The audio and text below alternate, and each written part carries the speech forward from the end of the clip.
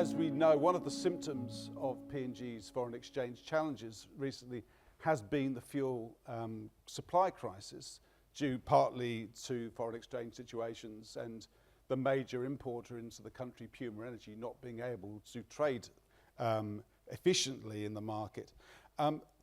This is something where Kumul Petroleum has stepped in to make the situation a little bit easier. Perhaps you could just start by telling us a little bit about why you've taken these steps and what steps you've actually taken to try and improve the fuel situation in PNG in the short term.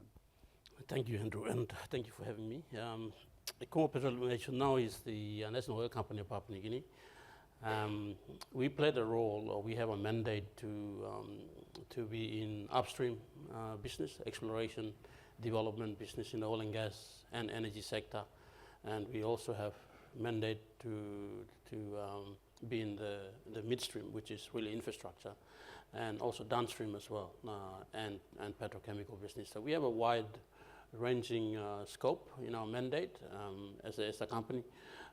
We have been focusing mainly on the upstream business, really, and started to go into midstream. But when the crisis happened, we had to step in quickly to help the country out in supplying fuel for the country. So that's always been our mandate. But we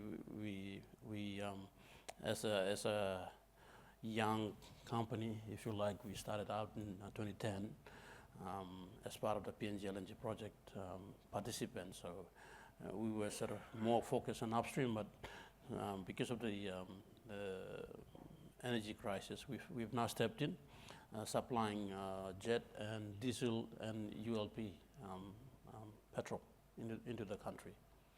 And part of the ongoing solution, ultimately PNG Energy was effectively functioning as a monopoly. As a part of the restructure of that market, that is not necessarily going to apply in the future. So you're actually planning more substantial investment in infrastructure moving forward? Yeah, so the country has enough infrastructure for ULP and diesel imports, and so Puma wasn't really the monopoly, but as for jet, it was the only monopoly in the country, has the only infrastructure in the country, across the country, Port Moresby. So they were using that as a leverage to basically hold the country to ransom, let's put it simply, and we have been working with them painfully because they have the infrastructure, but we are building our own.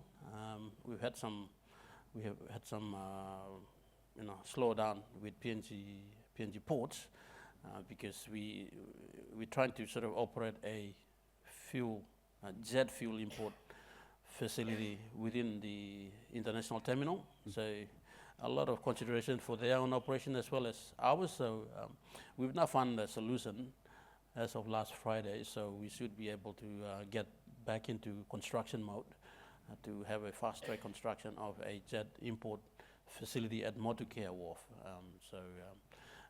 That should be online first quarter next year. We were targeting December this year, but we've been pushed back because we had to find a solution on how to work within a operating wharf area. And what sort of capacity will that add to the country? That will have capacity for 4 to 6 weeks supply the storage capacity, so that's enough to basically remove the need for Puma's facility next door at Napa Napa. And we'll start looking at Leh and other centers as we progress, but we're targeting Port Moresby as the main port to find a quick solution for the jet fuel. If we can move on to the major projects that we have in the pipeline in Papua New Guinea and Kumul Petroleum's role in that. I know as a part of your participation in gas projects, you're taking a more proactive role in the marketing of your own share of the gas from these projects. But the next project we're looking forward to, hopefully, is the Papua LNG project, which is being run by Total Energies. There have been significant delays to that project, which of course Kumul Petroleum is not only involved in as a share partner, but you are hoping also to build a train to accommodate your own gas at Caution Bay outside Port Moresby as a part of that project. So where do we stand with Papua LNG as we currently sit here today? And what are the prospects of it actually going ahead? And what could happen if it doesn't go ahead? Given that it's no project is 100% certain until you've got FID, which at this stage is not expected to the end of next year. Yes, so there's been some delay in the Papua LNG project. We were expecting to reach FID last year, December. That was pushed to about this time, June, July. And now it's been pushed back because the cost that we got back from all the EPC contractors have been more than 40–50% over the expected EPC cost that we expected. So what's going on at the moment is for all the different scopes to be retendered and invite other participants to come into the mix again, so that evaluation of the EPC contractors is still going on.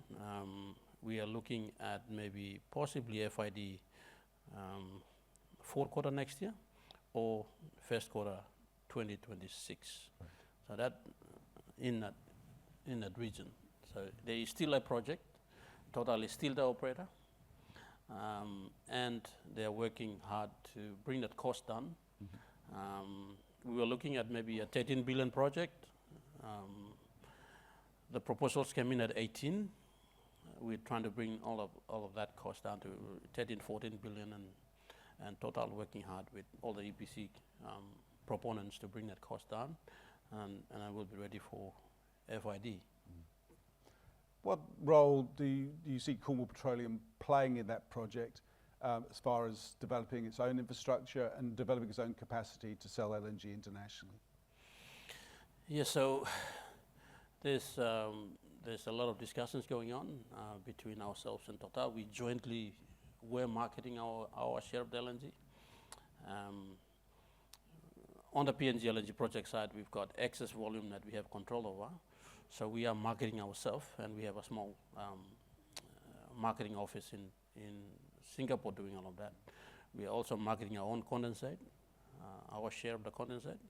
So we're building a marketing team. So we're considering marketing our share of Papua ourselves, but we haven't made the final decision yet. But we are considering doing that to go to market ourselves and sell our share of Papua LNG. So we got the delay has been a blessing in hindsight for us.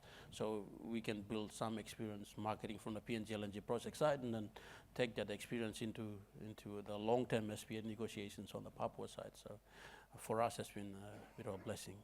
It's also a blessing in the delay as well, because if you look at where the prices were last year and before last year, and the times that we were negotiating, it was soft, right? So we would have, and also if we went FID, say this year, and we have 4-year construction, we're coming out, analysts are basically telling us that by 2025, 6, 7, 8, 9, in that period will be very soft. So the psychology of the mindset of the buyers is such that, you know, they negotiate now, but they want to come out, they want to negotiate for the price that the LNG will be first coming up, which is 2028, around that time. But now that we are shifting it to maybe 2030, which when the price is expected to pick up again, we have a stronger position to get a better price now. So it helps with the economics of the project. So in hindsight, it's been good for the project economics and feasibility of the project. So the delay has not been so good for the country, but for the economics of the project, it works out. And are you confident the market for gas will still be there when the project is complete? Yes, especially 2029, 2030, when the prices start to recover again. We negotiate for that price today. So leading up to FID, that's what we're doing at the moment. The success of PNG's extractive industries requires obviously the project proponents to get themselves in order, to make sure they're procuring at the best prices, designing the most efficient projects. But I imagine there are also things that governments can be doing to help the sector develop in terms of having the right regulatory processes, the right laws in place, and the right policies in place. To your mind, what policies would help the extractive industries in PNG develop further? What would be actually conducive to your businesses to make it more effective and to be more successful? Yeah, so just from a selfish interest, if there was one thing that I wanted to see, I would want to see a fiscal regime change. I want to go from a concession type regime that we have now to a production sharing contract type regime. If there was a shift, then we wouldn't have the effects that we are talking about. There will be greater certainty on the projects because it's all done by contract. You know, and Kumul Petroleum, as the national oil company, controls all the licenses, and we can do exploration, development, production on contract. Right now, we're giving away the rights through the licensing process, licensing conditions, and that weakens the country's position. So that would be the first thing I would do, is to switch the fiscal regime that we have in the country, because the laws are the ones that underpin the take of the country. You know, this has been considered, hasn't it? So what are the likelihood of it getting up? What needs to happen for this particular policy to come in? There is an organic law in play, organic law that's already been drafted, and consequential amendments also drafted by Kerengakua when he was the minister, and it's there waiting to be picked up by the next minister and taken to Parliament for consideration. So it's all ready to go. Noted. The role, I know you feel very strongly about the nation-building role of Kumul Petroleum. And we can see that in some of the activities that you've also done, for example, with the Kumul Petroleum Academy, which is training engineers and other specialists for the petroleum and gas industry. And you also have plans to create a new facility, a fabrication facility, in the development zone around where the PNG LNG plant is in Caution Bay. Can you give us an update on how that is progressing, and what are you hoping to see as a result of that investment taking place? Yeah, so back to the first question that you were asking, previous question. That was the first thing. The second thing is that if I have to work within the same laws that exist now today, then I have to then be proactive in skilling Papua New Guineans, so there is a better uptake of skilled job in all the projects that get developed in our country. Not only just petroleum, but mining as well. So we will be building an academy for that. And the conversation is really about national content, so skilling and SME development. So we need to take a little bit more if we have to still play with the Oil and Gas Act and the Mining Act that we have. So what we have done as a company is to then say, okay, well, we'll skill the Papua New Guineans to be competitive, skilled enough to earn a better salary, not just doing the lower level jobs, but the skilled jobs coming from, Indonesia, Malaysia, Philippines, these places. So that's why we've been investing in the academy to skill Papua New Guineans up. And the fabrication facility we're building is to say, okay, well, we need to build the industrial skill to actually make these large components that get transported into the country, because it was built in Singapore or Batam in Indonesia or China someplace. Instead, we can work with the EPC contractors and fabricate it in Port Moresby. So we are building a 20,000 ton capacity fabrication facility. 20,000 because it's 8 to 4, 8 to 5, but if you put night shift on, that capacity can go up. That will have about 1,000 people working directly, another 3,000 supporting, that 1,000 people working directly for the fabrication. So we're looking at about 4,000 jobs on top of, let's say, 10,000 that work for the construction, at the construction phase of a Papua LNG. Right? So that will be about 15,000. So our jobs that we targeting in the fabrication during the construction, and hopefully shifting to mining projects and general infrastructure development in the country. We're looking at exporting that product from the fabrication facility into Australia, Indonesian market, New Zealand, Pacific Island countries that want to have infrastructure built, we can fabricate it for them in that facility. So we're looking at to support the mining and petroleum and general infrastructure in PNG, but we also will have capacity to export. So that's basically what we are doing. We're looking at exporting the product itself, plus the skilled people to go and install. After fabricating it in the shop, take it, install it for them, commission it, come back if they have to. Otherwise, they can land a job somewhere and they stay on. And when do you expect that facility to be ready? We have already started construction, so we should be ready by middle of next year, this time next year or third quarter, to start fabricating. And I believe there's also plans for a special economic zone in the same area. So you'd be hoping also that would attract other businesses to that part of the country as well. Yeah, so the government has seen what we are doing. So it has all the ingredients for a special economic zone, because we are building a training area, we're building a fabrication area. It's a large area, so they basically said, okay, let's put a special economic zone for energy and construction and oil and gas. So we've basically trying to overlay what we have been working on with a special economic zone, so it can attract other services industries, that they're already there. That part of the oil and gas service developed enormously, hasn't it? Yeah, but they can come into a single area and support the industry. Yeah. Yeah. The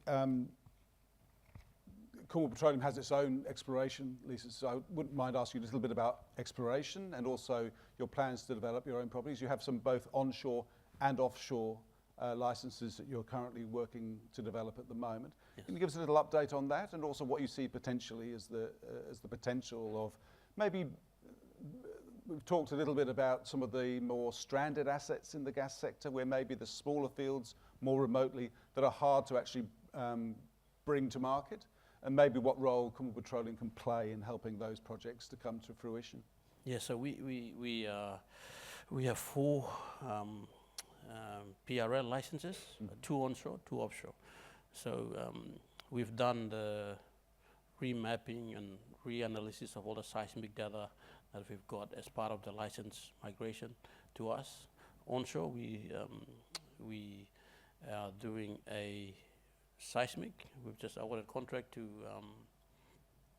Oilman to start the seismic work for us. So we're trying to, basically it's twofold. One is to prove up the reserves that we think we have and migrate some of them into more sort of 1P and 2P from 3P. And then second piece is to do a bit more exploration within the license that we have, because there are some potential for drilling and discovery within the area. So it's twofold there. And offshore, we have enough seismic data, so we've just done the reserve certification for offshore, and we will do the same for the onshore after the seismic information come. But it's very encouraging. We've basically upgraded Kimu reserves and Pandora. So we're looking at, we got enough reserves for a 1.2, 1.5 MTPA floating LNG project. We had an agreement signed with the PNG LNG project partners to build our own E-train next door to the Papua E-trains. But I think, with the tolling and cost of doing it in Port Moresby is way higher than doing a FLNG in the Gulf of Papua New Guinea. So floating LNG might be the cheaper option? Floating LNG might be a cheaper option and quicker, easier to do. So we're working that as our concept and then to feed into how we can finance that project and Papua, our participation in Papua, and try and line that up. So we have our own FLNG project, and there's very good interest from big super majors as well to partner with us. So we're talking. The Kumul Petroleum has interests in a number of other energy areas. For example, New Power, the power station based in Port Moresby, generates now power for the Port Moresby grid. That's a joint venture. And you also have plans to bring energy to smaller communities, more remote communities.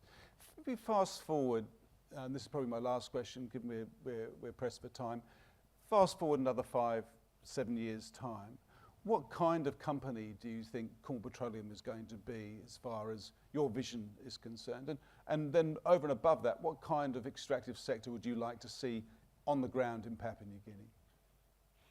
Yes, Kumul Petroleum should be a fully fledged national oil company, supporting the country in fuel import and supply into the country. So it provides a security for energy. And that also comes with small-scale LNG that we're looking at to distribute LNG and replace diesel across the country and to mines in PNG. So there's a mix of fuel import, but also developing the stranded gas fuels like Stanley, which we are 10% owner before back in.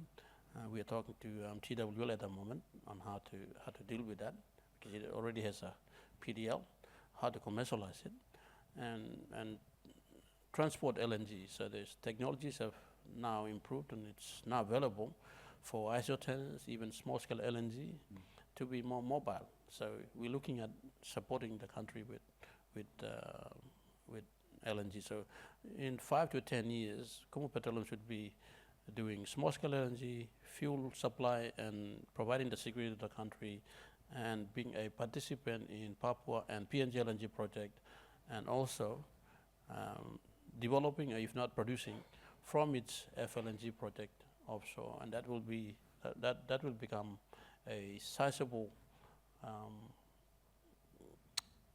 activity, and eventually make Kumul Petroleum a sizable company in the next 5-10 years. It's a very exciting vision, and thank you very much for taking the time to share it with us today. Will you please thank Wapu for me?